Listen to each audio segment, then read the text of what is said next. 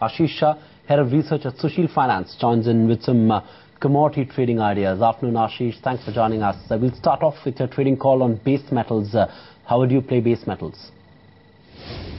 The recent fundamentals of the weak home sale numbers from the US and the downgrade of various Spanish banks by the rating agencies leads to a slightly fundamental selling pressure on base metals and the oil pact.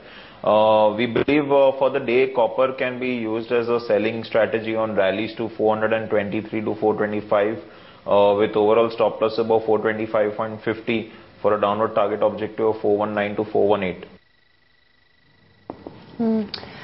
What about your view on crude, Ashish? As far as crude oil is concerned, crude has definitely traded quite negative yesterday. I would again suggest backing on various data and numbers from US. For the day, again, this commodity continues to remain under pressure. We would believe selling on rallies to about 5,020 with stop loss above 5,050 for a target objective of 4,950 to 4,930 on the lower side. Ashish, would you be bearish on gold as well for the day, or would you look to buy? As far as gold is concerned, we have seen certain fundamental estimates by WCG that demand from China is expected to remain strong in 2012. This has led to a slight fundamental boosting to this commodity for a long-term horizon. But however, weak data from the US leads to a slight strength in gold.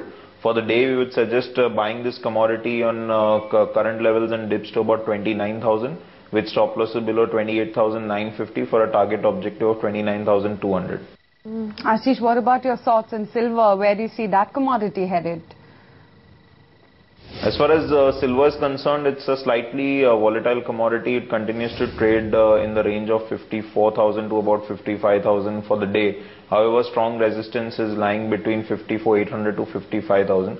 Intraday traders would be suggested to either exit long positions near the 55,000 area, and fresh traders can look at that levels to sell with stop loss above 55,100 for a target price of 54,000 on the lower side.